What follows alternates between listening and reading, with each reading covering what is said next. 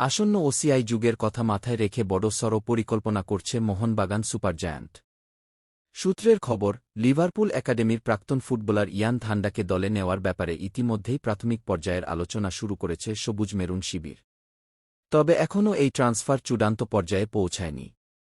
Club ও খেলোয়াড়ের পক্ষের মধ্যে কথাবার্তা চললেও চুক্তি সম্পন্ন হওয়ার মতো পরিস্থিতি তৈরি হয়নি বলে জানা গিয়েছে। রিপোর্ট অনুযায়ী গত এক বছরেরও বেশি সময় ধরে ধান্ডাকে নিয়ে পরিকল্পনা করে আসছে মোহনবাগান। ক্লাবের ভবিষ্যৎ রোডম্যাপের গুরুত্বপূর্ণ অংশ হিসেবেই দেখা হচ্ছে এই সম্ভাব্য সাইনিংকে। এদিকে ধান্ডার সম্ভাব্য বেতন প্রতি মরশুমে প্রায় ৪ লক্ষ পাউন্ড হতে পারে বলেও দাবি করা হয়েছে। যদি এই চুক্তি সফল হয়, তাহলে ভারতীয় ফুটবলে এটি অন্যতম আলোচিত ট্রান্সফারের তালিকায় স্থান পেতে পারে।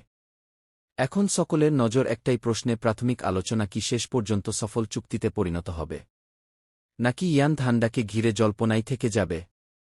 মোহনবাগান সমর্থকদের অপেক্ষা এখন সেই উত্তর জানার।